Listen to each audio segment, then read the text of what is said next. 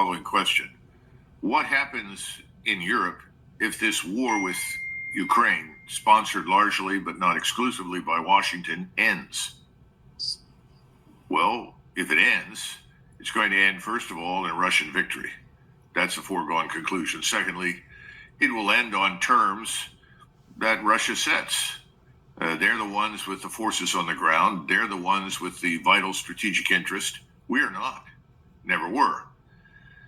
And finally, if that happens, and I think that's what's going to happen, what does that do to the leaders in Western Europe, these globalists who have been saying, open our borders, admit everyone who wants to come here from Africa, the Middle East, or even Southwest Asia. We welcome them all with open arms. We'll subsidize them, even though the majority are men and not even men, women, and children.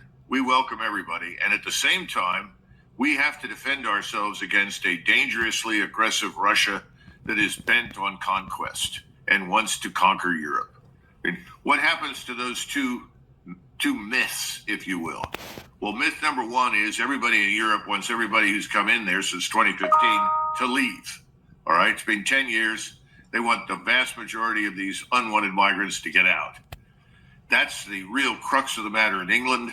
It's the crux of the matter in France. It's the crux of the matter in Germany, anywhere you go. And you know this from personal experience. They want them out. Number two, there's no threat from Russia.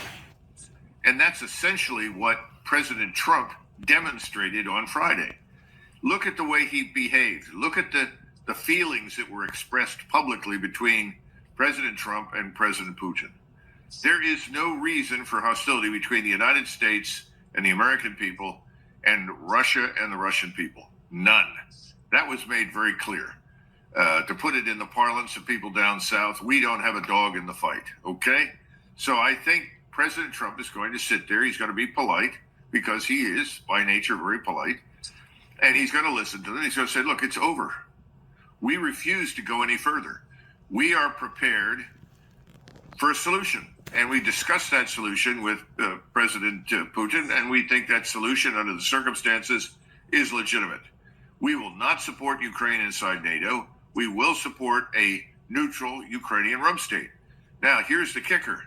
If you, ladies and gentlemen from Europe, are determined to press ahead, that is your privilege. You are sovereign states. You can do it without us.